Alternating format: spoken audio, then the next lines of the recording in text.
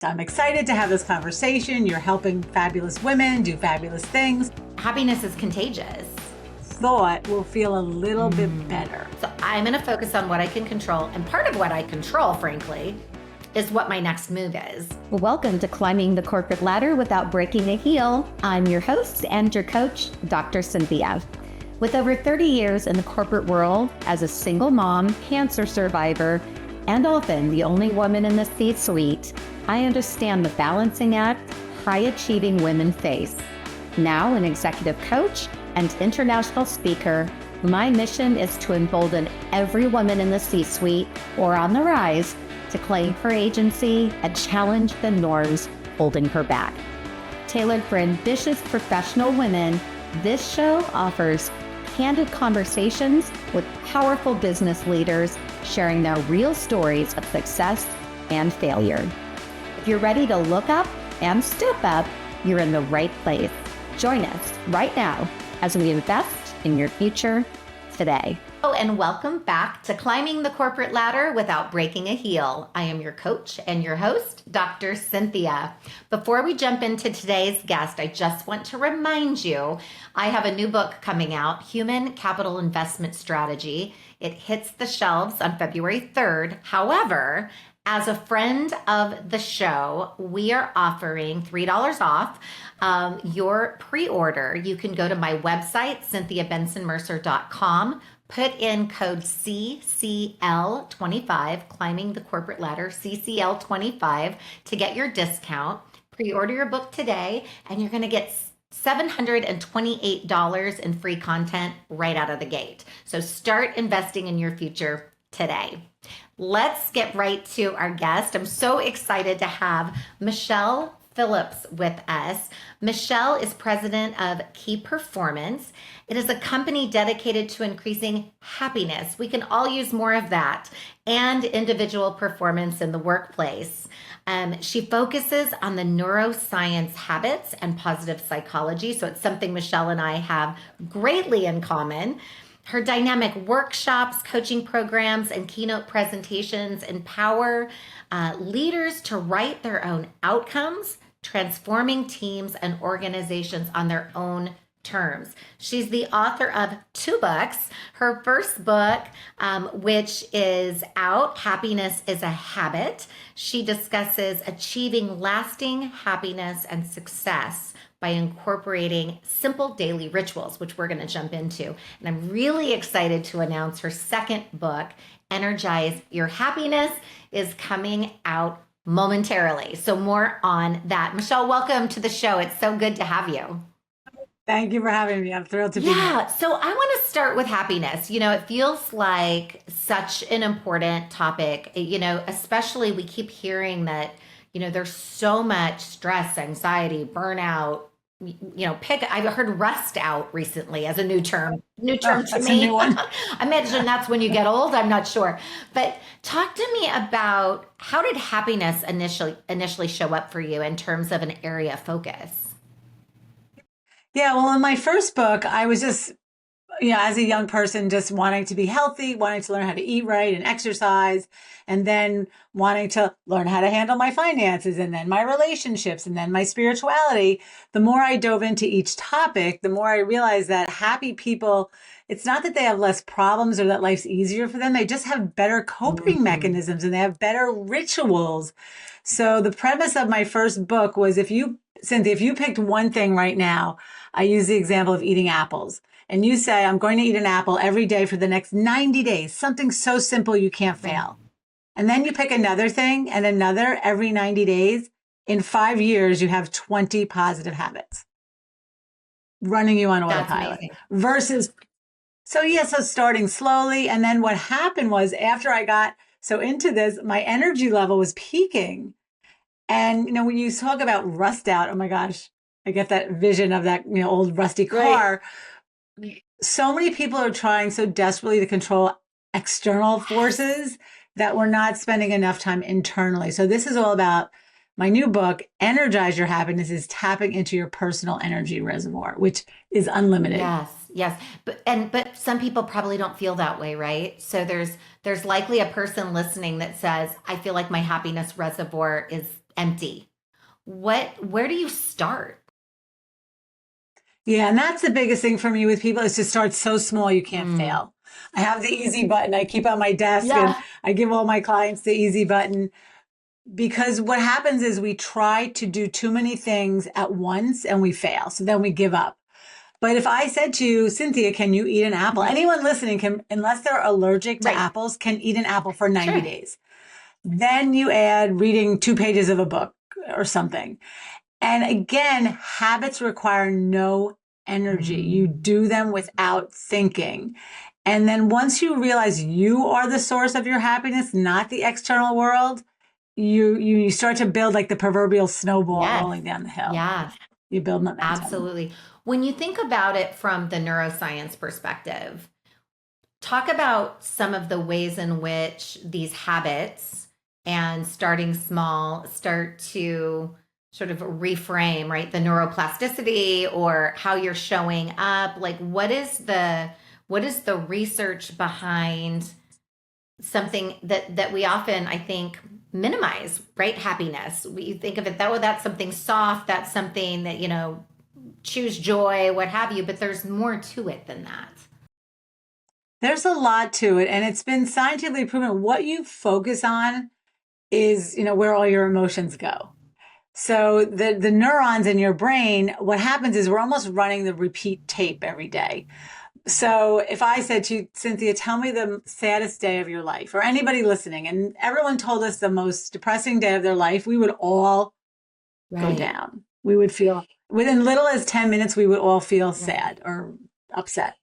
But if I say, let's talk about the best day of your life, we could all rise up. The key is either of these days are not here in the present. Where are they? They're where we're focusing. They're where we're putting our mind. So what I've learned is it's really learning how to guide your thoughts and manage your nervous system. The minute we get that twist in our gut, most people ignore it. And then every thought collects another thought just like it. So if you're not having negative thoughts, you're just going in a downward spiral. In positive psychology, the term is broaden and build. If I could pick one little thing that's going right and then say, oh, I love this pie. This apple pie is the most delicious apple pie I ever had. And then remember that pie grandma made. And you start to broaden and build where you're focusing. But as a human culture, we are conditioned. Our brain is set up to focus on the negative, keep us down, keep us safe. It's not set up to keep us happy. But yet when we override the immediate thought and say, okay, this thought doesn't feel so good in my gut. Right. And what's a new thought I could have that'll make me feel a little bit better? And I mean, there's a lot going on in the world right now, but unless you are in what I call your personal energy alignment zone, where you are mentally, physically, spiritually, and emotionally strong, you're no use to anyone. You're not influenced. So there's a lot of people that are out of balance out there kind of yelling and screaming and trying to get people's attention versus get yourself in that good zone that, an athlete would call it the zone. A positive psychologist calls it flow. Right. And then go help the world. Yeah. But get in flow 100%. It's interesting. I've been doing a lot of research around positive psychological momentum, right? And so one of the things that you're speaking to is this notion of we're constantly in motion, right? Cognitively, we're in motion. And because we're really built to protect ourselves from bad things and, getting eaten or what have you, our brain, typically is looking for all of those things that are supposed to protect us. And positive psychological momentum does take a moment of effort. It does take that moment to say, awareness, hey, I'm sort of spinning right now about this negative thought or this bad situation. It's making that choice then to redirect that thought. So you're moving in positive momentum carried forward. Yeah. And knowing that you have the choice, we talk about, but there's also post-traumatic growth syndrome. And we don't ever talk about it. It's an actual term for people that go through trauma and come out stronger.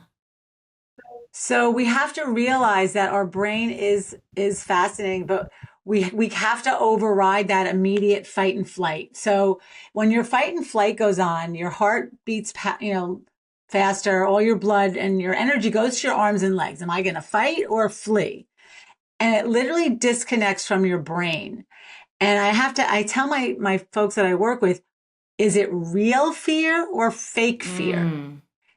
Are you bleeding? Is the building on fire? Does somebody need immediate care? If not, you're making stuff up. Interesting. Yeah. So when you realize it's your brain making up a story about what if this happens or when that happened in the past, then you can say, I want to flip the script and recast my role in this drama. Oh, I love that. I love that narrative. Recast my role in this drama. Yeah, that I can change the ending here. I can change the trajectory of this thing I'm playing in my head. And it's interesting too, you said this earlier, happiness is contagious. Just as doom and gloom can be very contagious, right? All the people that, I feel like I was talking to a woman recently and she said women in particular tend to have sort of trauma bonding, negativity bonding, that it's, you're going through a crappy time. And so then it's like, if I layer on, then we can all talk about our crappy bosses or our crappy jobs or whatever it is together, Yeah. right? And there's this sort of trauma negativity bonding. And that's contagious too. And to your earlier point, it brings everybody down instead of focusing on how do we study success and positivity. And that's what positive psychology was set Right. up to do. So any support group you go to, you have to say what's going on. Yes, this is the trauma I had. This is what I'm experiencing. You can't get to the bottom of a hole you're digging. At some point, you have to state the issue, put the shovel down and say, okay, what am I going to do next? And proven in positive psychology research, 50% of your happiness comes from your genes. So whatever you got, right? So we don't have control. 10% comes from your circumstances, where you live, who you're met, but the other 40% is in your control. It's based on what you think and what you do every day. So if I add the 40 to the circumstances, 50% I'm in control. Right.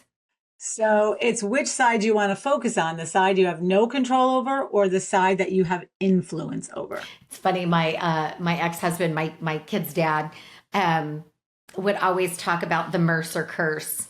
And very glass half empty, right? And I am this eternal obsessive optimist. So apparently our 50% that was hardwired was very different, because it's like, okay, let's control what we can control. But, I say that a bit tongue in cheek and, Alan, if you're listening, it's true. But the reality is there are people. Would you agree? I guess this is my belief based on studying positive psychology and frankly natural talent is there are people who do show up, naturally see the world glass half empty, Yes. that's sort of their wiring is to be the skeptic, to be the what's wrong, not what's right with the situation. But what I hear you saying is yes, and some of that perhaps is formative. It could be, sort of DNA. But you have a whole other 50% where you can make the choice to offset that and not live in that space. Yeah. And you have to ask yourself, is your mode of operating helping you have everything you want in life, or is it hurting you? And what the research showed is that optimism can be learned like any other skill. If I said, like, Cynthia, let's drop on the floor and do push-ups, and see how many push-ups we could do. If we did push-ups for 2 minutes every day, we would get stronger. If every day you started just flipping the script and every topic and every subject is 2 subjects. It's up, down, good, bad, right, wrong. So if I'm feeling mad because there's a traffic, what's the opposite of that? I want to feel good. Maybe I don't want traffic, but the fact is there is traffic, but I want to become in traffic. Right. So when I realize every subject is 2 subjects, and when I'm in the negative part, I say, okay, what's the polar opposite of this? And what can I do with my thoughts and attention? Because the traffic is the traffic. I'm not going to get out of here any faster because I don't have Right. control, but I have control over what I do and I get to write my outcome, right? I'm going to listen to a good book on tape or a great Right. podcast or, something that keeps me focused. Yes. Yeah. For the person listening who's driving, this is a great podcast to Yes. get you where you're going. Do you have a framework or is there steps to sort of creating that awareness and changing the narrative, changing, the character that you're playing in this own story that you're writing? Yeah. So basically, I call it write the outcome. And it's it's not just for goal setting, it's for every segment of your day. Waking up in the morning is an event, and taking a shower is an event, and driving wherever you're going is an event, and then you have a meeting and that's an event. So you get to write the outcome for almost every event. I want to drive to work peacefully. I want this meeting to go well. I want this podcast to be energizing. So if that's the outcome I want, I then have to ask myself, how am I feeling?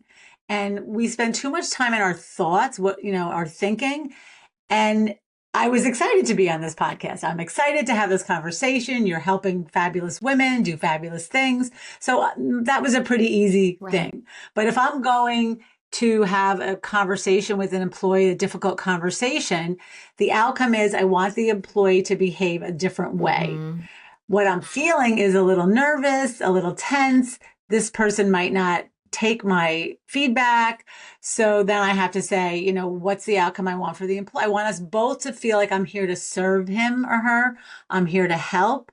And once I know that my outcome is to help and serve, then I choose the behavior and the feeling before I go in. I go in there as of service, not I'm here to write you up. I'm here to get you in trouble, the kind of thing. And it shifts everything. And people feel, even when you're giving feedback, performance feedback for development, they feel when you care about them. Yeah, 100%. And we've talked about on this show before, because so many experts like yourself, there's related topics around this. Perceptions impact what you tell yourself, which impacts how you behave, right? And so if you're saying to yourself, oh, this person is probably going to be really ticked off when I share this, and they're going to be, they're not going to handle it well. And so then you start this whole narrative, catastrophizing how this is going to go. Even the best actors and actresses among us, right, who think that we've couched all of our nonverbals and verbals and all the things, we show up with a behavior that is representative of this narrative and in some way. And so to your point, when we change that, what do I want the outcome to be? How do I show up in a way that creates openness, that this person sees that I care about them? Then I show up that way. My tone of voice, my nonverbals, the words I choose. I mean, it sounds so simple, and yet it's so profound, isn't it? Yes, it is profound and it is simple, but it is sometimes hard in practice because our emotions, we get emotionally hijacked. And if someone's doing something that we don't like and we have to give them negative feedback, we're all talking about what we don't want. We're so good at even having self-talk about what we don't want. So this is really, what do you want? What do you want? Write your outcome. Are you going into this meeting, this conversation, this segment as your higher self? What would your best self do? So again, what's beautiful about this technology or method is the more you practice it, just like the push-ups, the better you get. And then you don't even dip. So you just end up having one good experience after the other.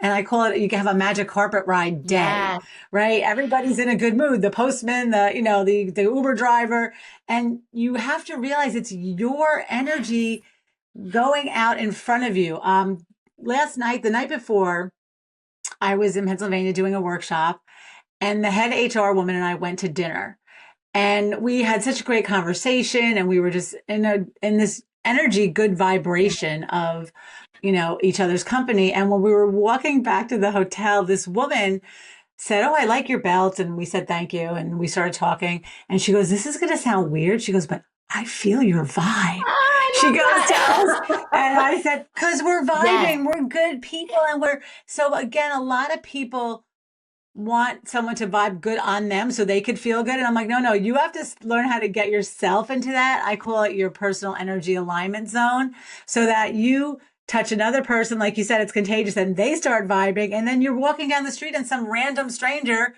feels yes. it. And that's how it works. Yes. Yeah. You know, I think of that so often when I'm at the airport, right? You have these, bless their heart, these TSA agents that, are working hard and I'm sure get their share of disgruntled passengers who are, late or ticked off or have to take the shoes off or whatever.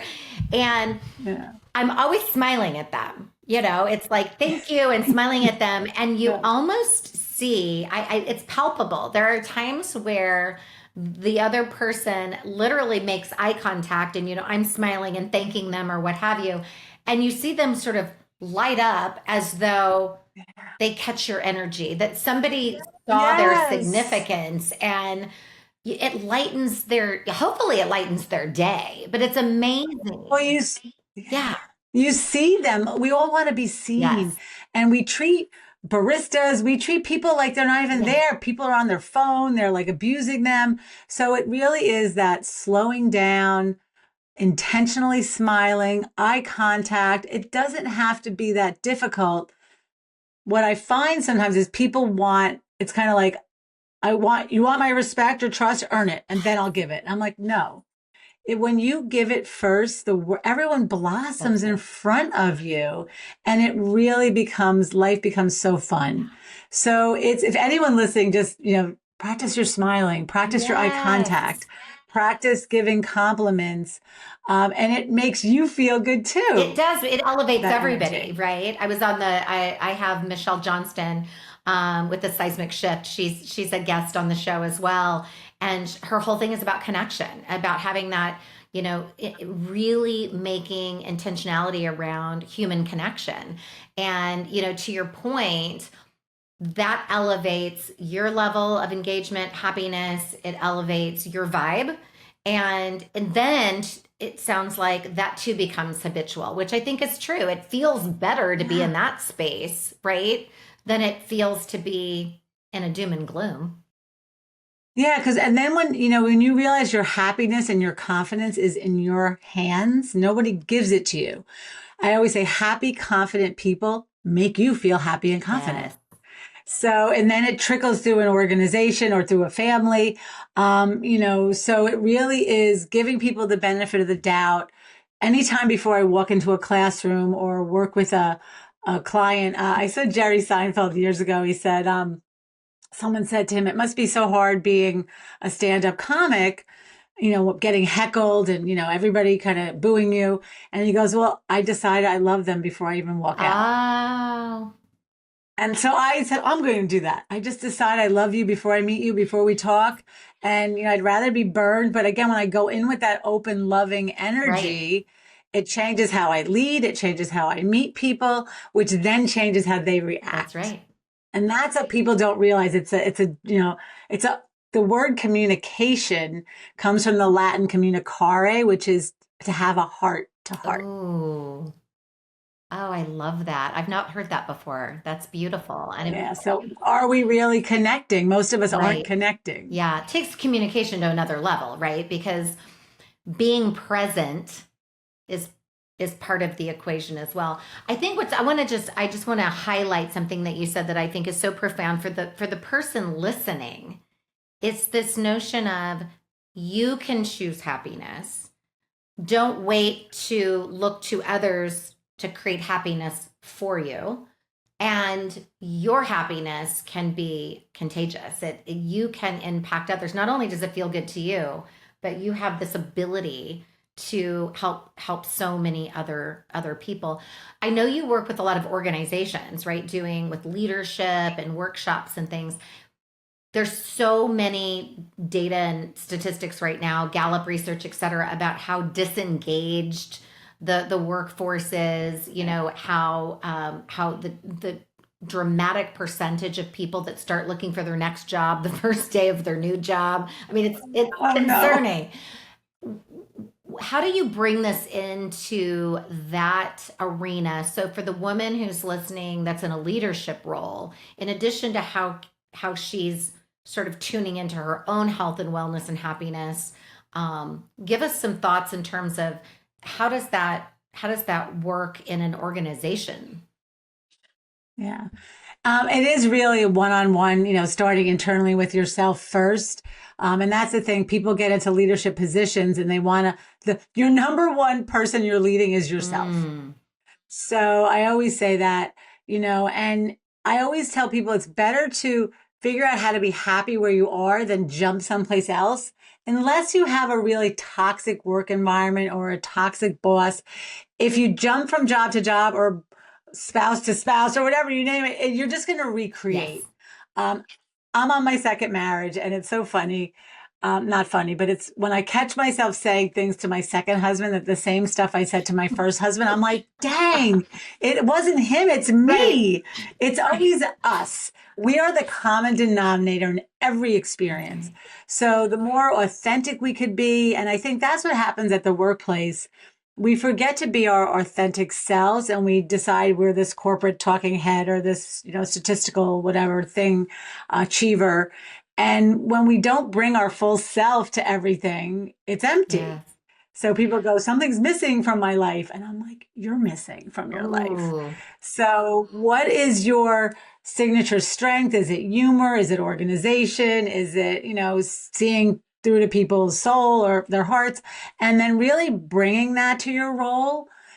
And then if you wanted to go for another position in another company, okay, then. But if you're just going to keep recreating the same thing if you don't work on your paradigms Yes.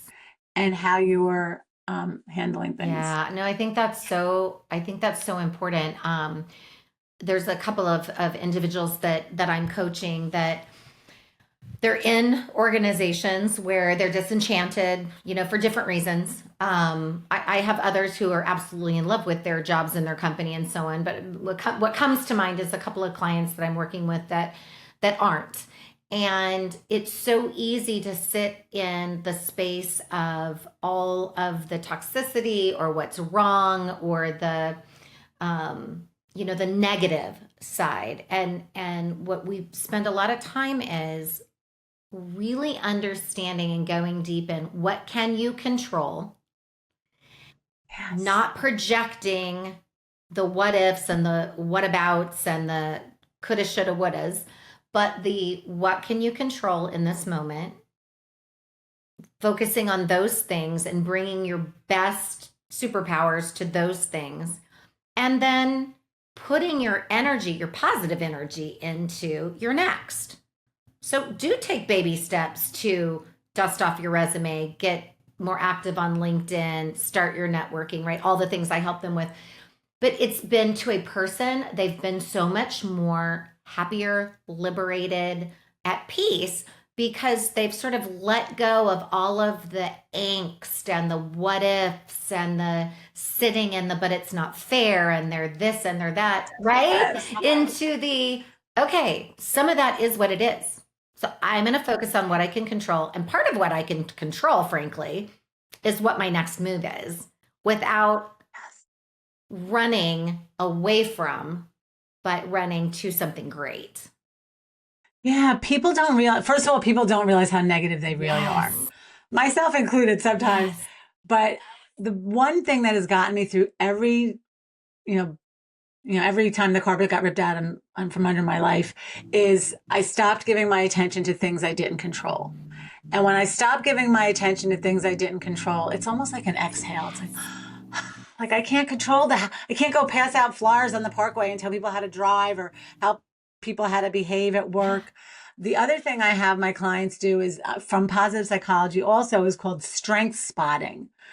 Positive psychology is built around 24 character strengths that are known around the world, right? So no matter what culture, sex, there's these 24, a religion, these character strengths. So when I work with my clients, I say, give me your top 3 stakeholders, or even the top 3 people that are causing you the most grief. Mm-hmm. And then I want you to write a list of what you like, respect, and admire about them. What are they bringing to the table? And when you start to see what again, you're shifting your focus on what they're bringing to the table. We all have little idiosyncrasies. I'm sure Yes. I'm annoying somebody right now with something I do. But when I focus on what I respect and admire about you, that you bring it to me more. Yes. Right? You show up in those ways more. And it's really been proven, research has proven that when we do this, it's like a second grade class. If you treat them like they're smart, they'll be smart. Exactly. Exactly. We show Yeah. up, right? It's so funny. It's so ironic timing. I was on a coaching call literally today, and without saying too much that would identify the client, the the reality is there are multiple owners and they don't always see things the same way, right? There's a bit of struggle and tension. And one of the things I was literally talking about today is, where do you see your superpowers, your strengths, your natural gifts and talents that would serve the entire organization? Where do you see the other two for each of the other two individuals? And this person lit up not only when they were talking about their own gifts, but when they started to name the superpowers, the gifts, the strengths of the other two owners, they equally lit up. And these are some folks that have, they're related. So it's, you layer on that's an added you layer. layer on a dynamic, right? So you got the family drama going with it.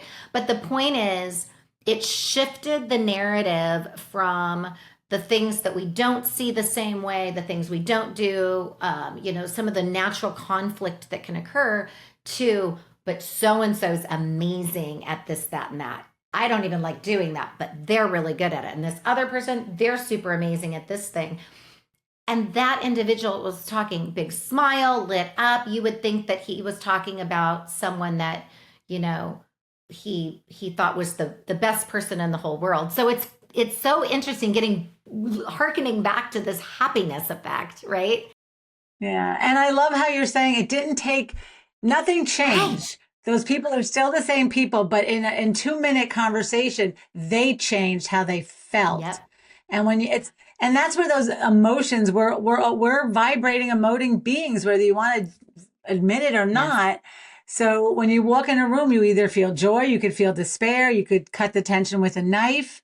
I always say, when people see their name on your phone, like, do they light up or do they go, I'm letting that go to voicemail? Yeah. So it's realizing that you always have more control over I call it your energy brand, and you get to write your outcome. What's the energy brand you want? Years ago, they're mind hacks. Years ago, I just made the decision that I wanted people to feel better after being with me. Right? When you leave my space, I want you to feel better. So with that kind of operating, system, I go out and I give people compliments and I look for what I like in people and I look for what they're doing well. And it's become natural to me. It's not work. So I think more humanity in the workplace, more, feeling and thinking together will help us all be happier in the long run. That is so beautiful. And by the way, you do leave people feeling energized and seen. There's some research. I can't, I'm trying to figure out where I saw it, but there was some research that talked about giving compliments, and that giving a compliment every day, just finding somebody to find something to compliment, raised energy levels, raised happiness, right? Which is consistent with for both people. Exactly. Everything you said. It's interesting. My mantra has been, this year, really about significance. I want every person that I interact with, whether it's the barista or the TSA agent, what have you, to feel seen and to feel significant. That has just been so important to me, because I think that we've just moved into the society where we're so distracted and people don't feel seen. And I have never thought about it in terms of correlation to my happiness. But this causes me pause because I'm thinking every time that I make that effort to create eye contact or smile or check in and make that person that gardener, that person that sometimes people just completely are Yes. oblivious to, feel seen, and I can feel their response to that, it lights me up. I never correlated it or related it to my own happiness, but it's Well, funny. I even like how you're being deliberate. So if everyone listening just picks something you're going to smile, you're going to make eye contact, you're going to give compliments. I love how you were very deliberate in setting that goal for yourself. And now you're seeing the effect. My client the other day said she went to Target to return something and she was wearing a pair of jeans and a white blouse. And she said, as she was walking through Target, this woman went, "Girl, you look good." And she went, "Oh, thank you." And she said, and I walked to the back of the store to the return, and the woman said, "Are you single? You should get out there. You look amazing." And she was like, "I've been married, for 25 years." And so she laughed at me. She goes, "I'm going to go home and wash this outfit and wear it again tomorrow." Yeah. And I want So, to know what Target she's two going to people, because I need to go there. but so two people but I think her energy, Yes. her outfit, like she said, "I'm wearing a pair of jeans and a white shirt." But your energy, and then people feel that. And two people called her out, like you call out the TSA Yeah. person or the coffee person. And it really makes a difference. It lifted her up for the rest of the day. Yeah. I think that I always want to tap into the person listening that says, "Gosh, all of this resonates and I do that and now I understand like why that works," and they're sort of high-fiving themselves, and I love that for that person. I also think about the person that might be listening going, "I'm just in a really crappy place right now. I'm going through it at work, or I'm going through it at home, or I've got, just stuff going on. And this happiness thing's really a struggle right now." Yeah. But your point is find something to be grateful for. Am I hearing you right? That even for Well, the let me person, even Yeah, let's even break it down. If someone's going, first of all, if there's a death or a breakup, I mean, those are big right? things. Right? You have to grieve. I am never saying don't grieve, don't go through the process.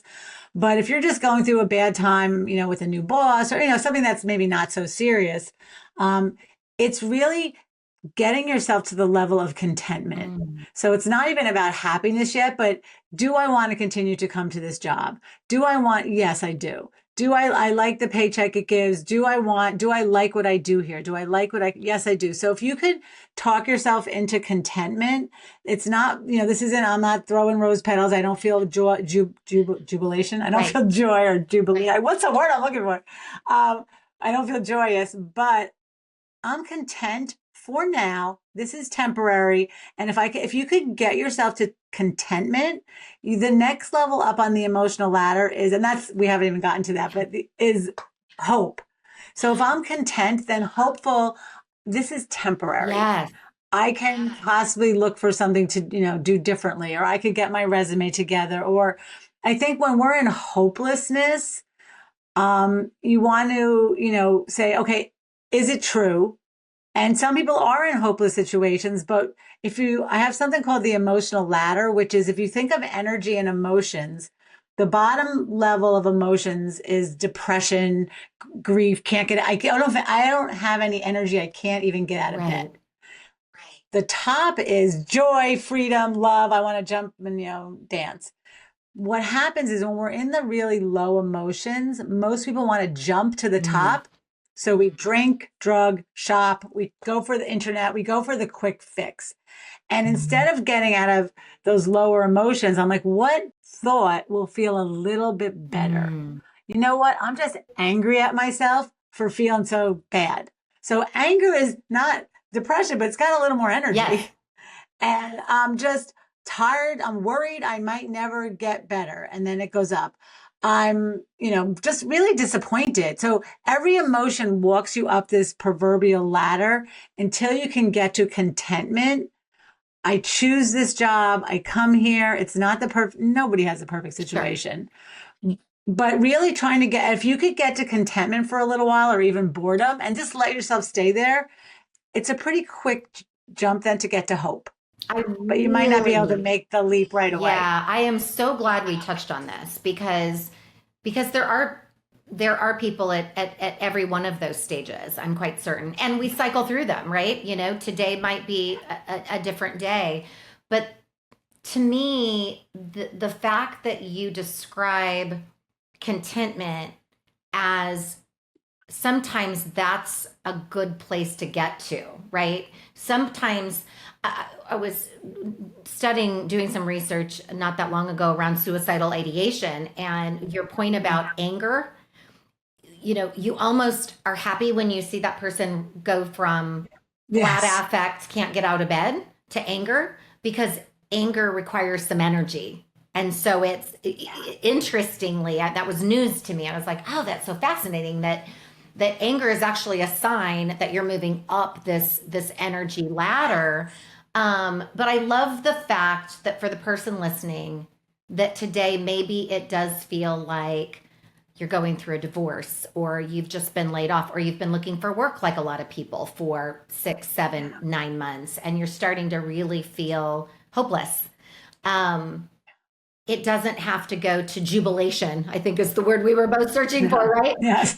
It's not all, unicorns and rainbows every single day, No. but how do you choose to, I use the 7-minute pivot, 7 minutes, and then choose one small thing you can do today to slightly move in a more positive direction. And what you're saying is contentment can be an okay place to be at some point on the Yes. path to happiness. Yeah, and most of the time I say we are at contentment. Like every day isn't jumping, up and down. And, I always say at the end of the day, I still have to drag the recyclables to the curb and, put out the garbage and do the laundry, right? That's life. So most of life is Yes. contentment. Most of life is just the regular stuff. So I think, with our Instagram world, we think everyone's living on yachts, popping champagne or whatever it is, but it's not true. So realizing that contentment is good, the gratitude you talked about earlier is good, and that there are tools out there. That's what I want people to know, that there are so many good books and tools and methods, and you have to find what works for Yes. you. Um, you know, Jack Canfield, who wrote the Chicken Soup for the Soul books many years ago, I used to read his books to my classes when I first started training many years ago. But they're just these tiny little short stories about perseverance and resilience and motivation and overcoming obstacles. And I had a manager that I work with when his staff was down. He would keep the Chicken Soup for the Soul book in his office, and he would say, I want you to take 15 minutes, go take a break, read 2 stories, and come back. But that little mind shift of reading a story, 3 pages Yeah. about someone that was down and overcame something, shifts your energy, shifts where you're focusing. So realize that most of the, unless you are clinically depressed or have been diagnosed, if you just have the blues, you have a lot more power than you Yeah. think. And also, for the person listening, if you are in a place of struggling getting your, out of bed and putting your feet on the floor, 988, a clinical therapist, speak to somebody who is able to help you. There are lots of places to go, and I'm a big fan of therapy. And you don't have to do it alone, I think is the message, really. But to your point, for the person that's just going through it, there are so many great resources. Pick one that works for you, and then just incremental steps forward. As we're kind of getting close on time here, one of the things I love all of my guests to offer in the way of their wisdom is one thing that the person listening should start doing, stop doing, and continue doing. So what would be your advice? What I always tell people, the key to everything is repetition. So start doing what's working repeatedly. So we might work out for 30 days, then we stop, or we eat right, or we read, and we go on these like things where we start doing things that are good for us and then we stop. But the king of all real change is repetition. So start repeating the things that give you good results. Maybe not every day, but on more days than not. Stop being so hard on yourself. We are all human. None of us is getting it right. We are, and continue, continue looking for new avenues and new ways of doing things. I always say when you hang a picture on the wall, it looks great for the first, week or so, and then you don't even see it anymore. Right. So continue trying new things. And, to me, I'm all about habits, but having the habit of making new habits is also a good habit. That's a mouthful, but you're right. I agree. Tell us where we can get a hold of you and your books, because I'm so excited. Already have the first one on the shelf, but this Energize Your Happiness is likely going to be out and ready and available by the time this episode airs. So where do people get a hold of you? Yeah, definitely. So on Instagram, I'm at Key Performance, which is the name of my company, and celebrated 25 years in business in August. Wow. So very proud of that. At Key Performance on Instagram. Energizeyourhappiness.com will bring you to the book page on my website, and then you could search around for everything. Energizeyourhappiness.com. You'll be able to find all my social media. I just got the author's copy last night. So yes, I'm really excited that by the time your listeners are hearing this, it will be on the shelf and ready to roll. And is it available in pre-order yet or no? Will it be going straight? It's not. So I will, not yet. We'll go straight to it. Yes. Yeah. Well, I know I'm going to be definitely keeping my eye out as well. And, Michele, thank you so much. You do bring so much energy and such a positive vibe. It's so fun talking to you, and your evidence of the science that you study and the work that you do. I mean, it's palpable. So it works. For the person listening, I promise you it works, and hopefully you're feeling it. You're feeling it too. So thank you so much for being with us today. Namaste. Thank you so much for having me. Namaste. That concludes today's episode of Climbing the Corporate Ladder Without Breaking a Heel with me, your coach and host, Dr. Cynthia. Congratulations on choosing to invest in yourself. I know your time is precious, so thank you for spending a little bit of it with me. I believe in helping you step forward, look up, and realize your full potential. So if today's episode resonated with you, I'd be so grateful if you can rate and comment on Apple, Spotify, or wherever you tuned in. And if you know someone who would benefit, please share this episode with them. Before you go, fuel your next step. Grab a copy of Now You're Next, or pre-order a copy of Human Capital Investment Strategy, both available online at Amazon. Let's stay connected. Visit me at CynthiaBentzen-Mercer.com or find me on all the social and follow me at Dr. Cynthia Bentzen-Mercer. Until next time, remember, boldly start working on your future today.